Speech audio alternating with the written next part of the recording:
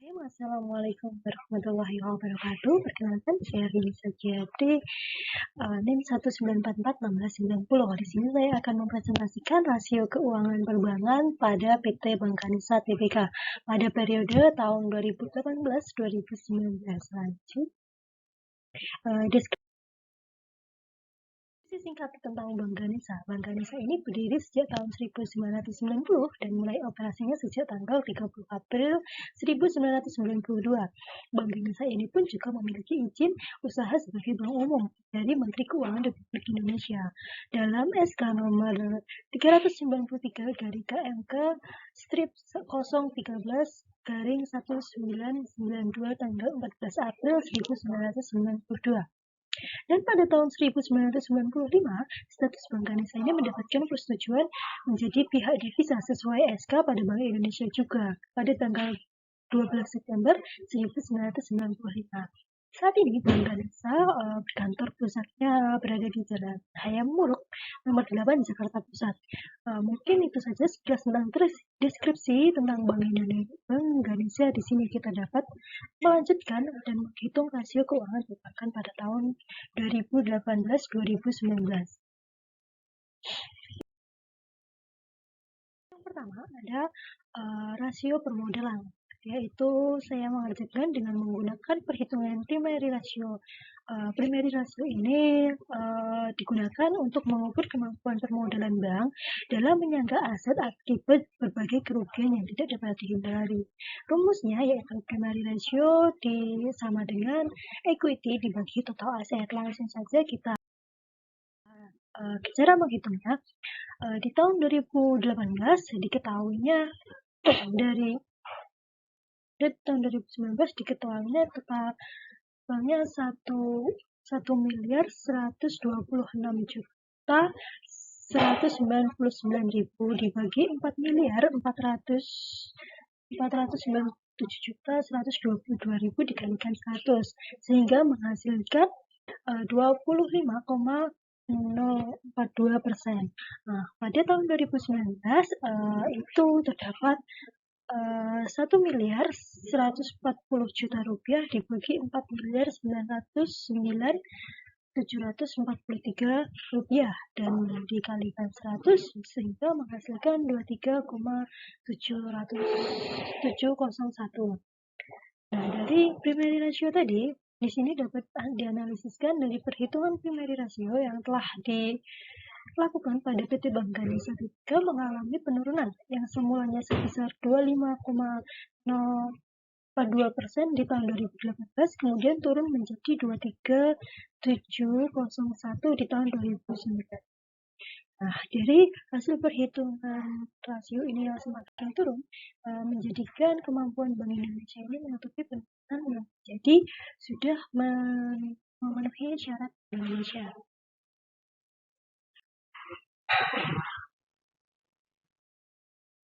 Selanjutnya, perhitungan menggunakan kapital rasio.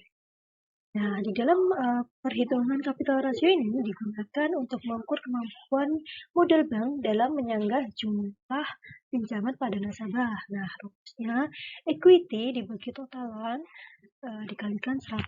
Kita langsung pada perhitungannya. Di tahun 2018 diketahui 1.126.199.000 dibagi 2.812.617.000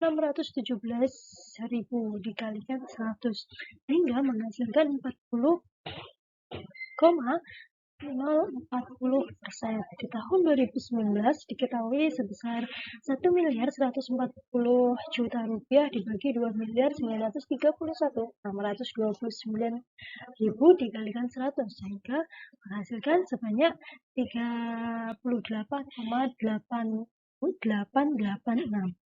Dari analisis kapital rasio yang telah dilakukan pada perhitungan PT Bangkanisa mengalami penurunan yang semulanya 40,40% di tahun 2018 kemudian turun menjadi 38,886% di tahun 2019. Dilihat dari hasil perhitungan rasio ini ya, PT Bank Ganesha ini semakin memperburuk kondisi bank. Selanjutnya kita ke nomor 2, yaitu rasio likuiditas. Saya menggunakan quick ratio di sini karena quick ratio ini biasanya untuk mengetahui kemampuan bank ini membayar kembalian kewajiban para deposan atau deposit sejumlah cash asetnya yang dimiliki. Sesuai rumusnya, quick ratio ini yaitu cash aset dibagi total deposit dikalikan 100. Nah, pada tahun 2018 diketahui perhitungan quick ratio ini sebesar 400.922.000 dibagi 3.319.467.000 ya, dikalikan 100. Nah, pada tahun 2019 ya, mohon maaf ini keliru. Ini keliru, harusnya 2019. Diketahui sejumlah 286.948.000 ya dibagi 3.809.743.000 dikalikan 100 sehingga menghasilkan 7,532. Nah, dari analisis quick ratio ini yang telah dilakukan PT Bank Ganesha ini mengalami penurunan yang sangat drastis. Yang awal semuanya pada tahun 2018 itu sudah 13,476%, sehingga mengalami penurunan menjadi 7,532% pada tahun 2019. Maka dapat dilihat ya dari presentase yang semakin rendah ini sehingga tidak dapat memenuhi kriteria Bank Indonesia. Lanjut pada perhitungan kapital rasio 2. Nah, pada perhitungan kapital rasio 2 ini untuk mengetahui kemampuan bank ini dalam membayar para penyimpanan dana ini dengan jaminan yang diberikan.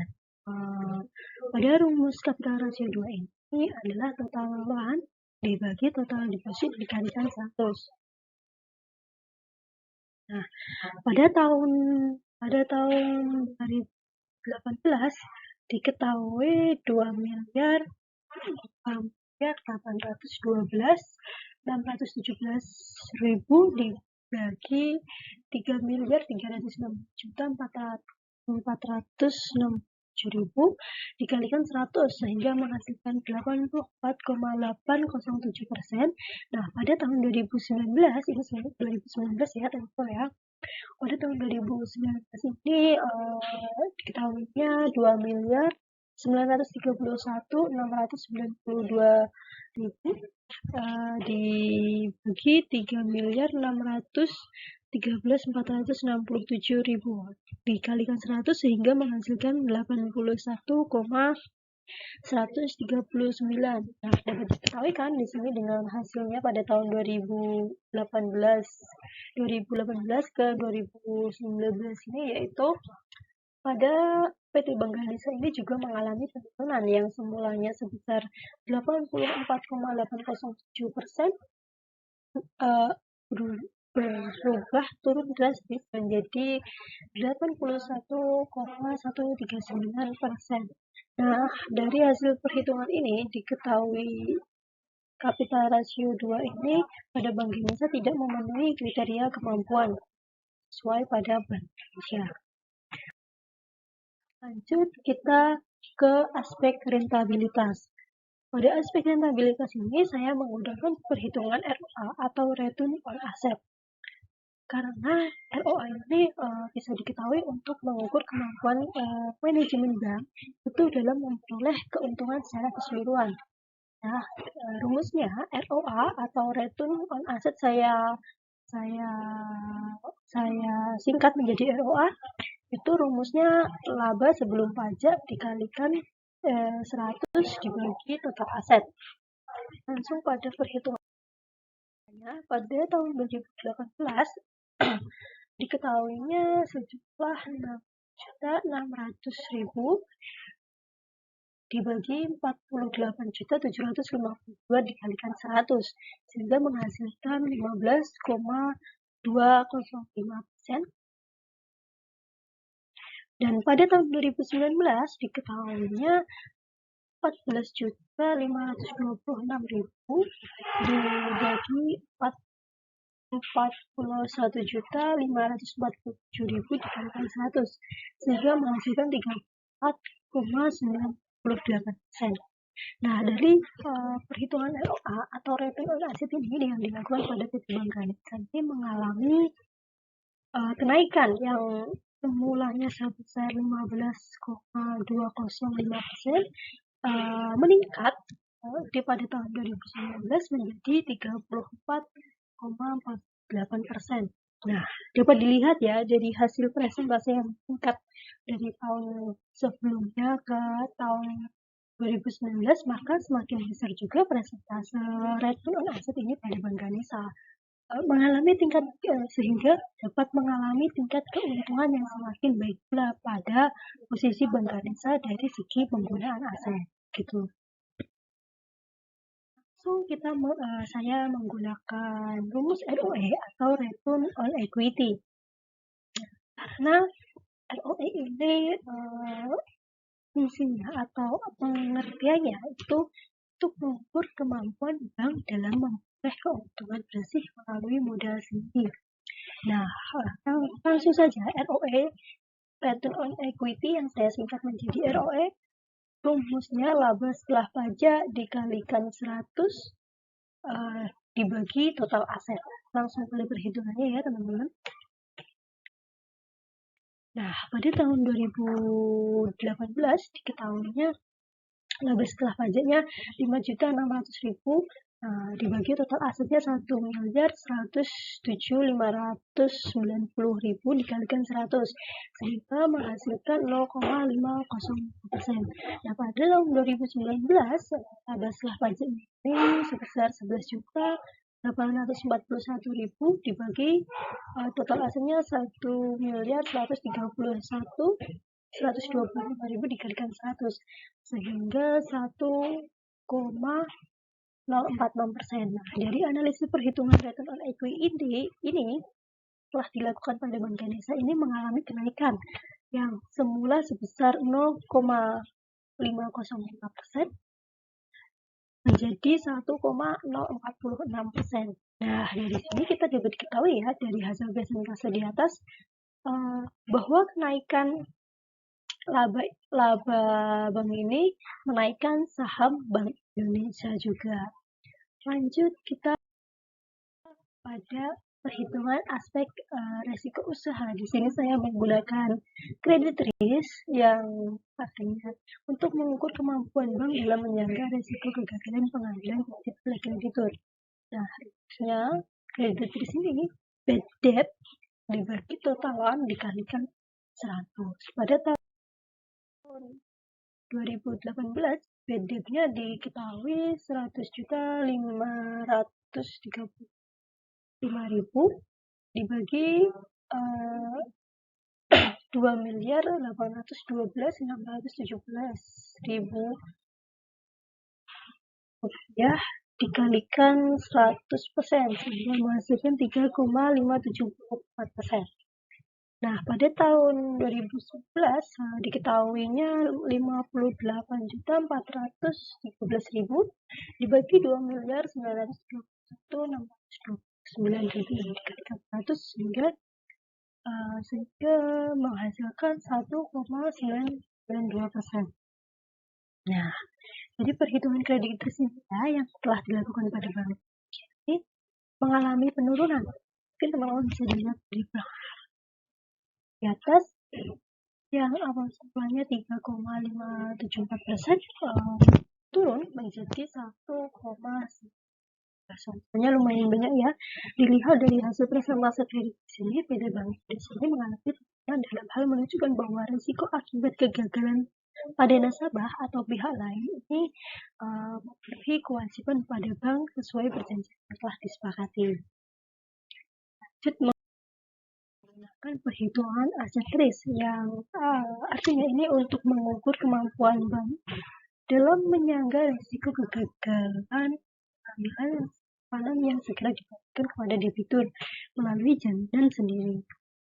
Rumusnya, aset risk sama dengan equity total aset dikurangi total aset ini sebelum ini dikurangi cash dikurangi securities kalikan 100%.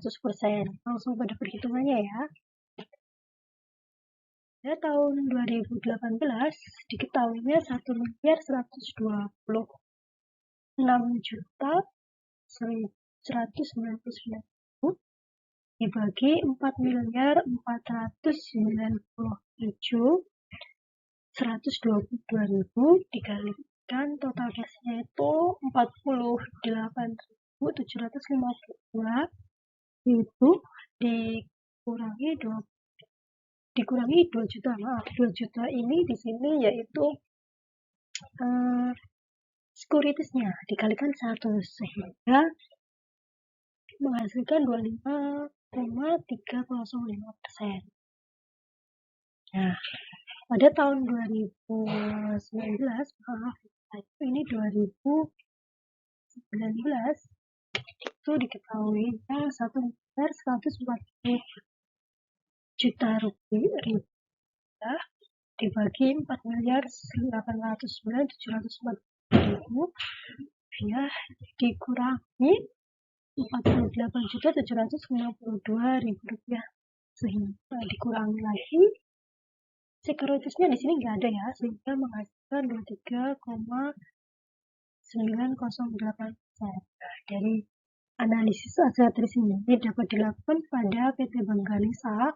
Ini mengalami penurunan yang awalnya 2,05% di tahun 2013 menjadi 23,908 di tahun 2019.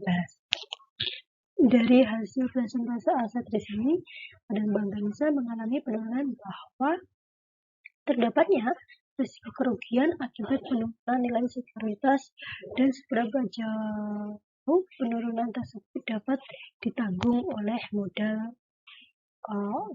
pada modal baru. Lanjut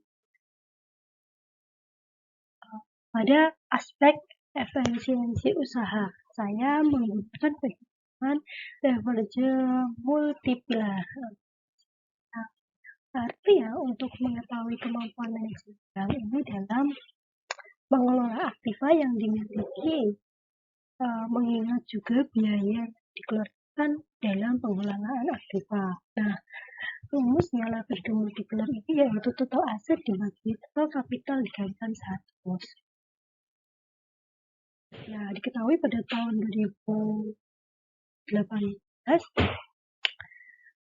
total kapitalnya 4.997.122.000 rupiah dibagi 1.107.590 juta rupiah dikalikan 1 sehingga 406,027%. Nah, pada tahun 2019 diketahuinya 4.809.743 rupiah dibagi 1.131.125 dikalikan 100 sehingga menghasilkan 25,217. Nah, dari analisis perhitungan leverage multiplier ini ya telah dilakukan pada PT Bangganesa mengalami kenaikan yang seimbang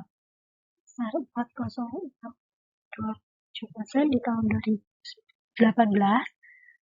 Meningkatnya yang agak lumayan juga menjadi 425,217% di tahun 2019. Hal ini menunjukkan bahwa tingginya resiko kegagalan bayar bank utang pada menghadapi perusahaan. Lanjut ke perhitungan yang terakhir, yaitu aset utilization. Nah, di sini untuk mengukur kemampuan bank dalam memanfaatkan aktiva yang dimiliki guna menghasilkan laba bersih operasi dan laba non-operasi. Rumusnya aset utilization yaitu operating income ditambah non-operating income dibagi total asetnya, terus dikalikan 100. Langsung saja pada perhitungannya. Diketahui pada tahun 2018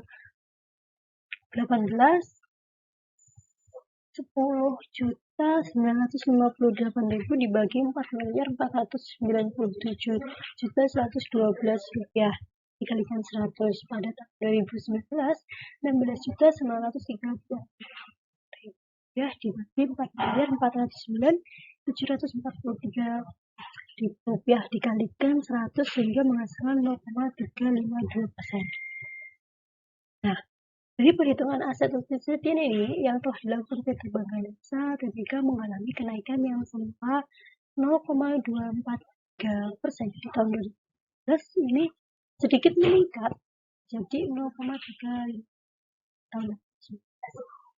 Lihat dari hasil perhitungan persentase ini mengalami kenaikan sehingga menunjukkan bahwa terdapat peningkatan kemampuan manajemen bank dalam pengelolaan aset yang dimiliki untuk menghasilkan pendapatan.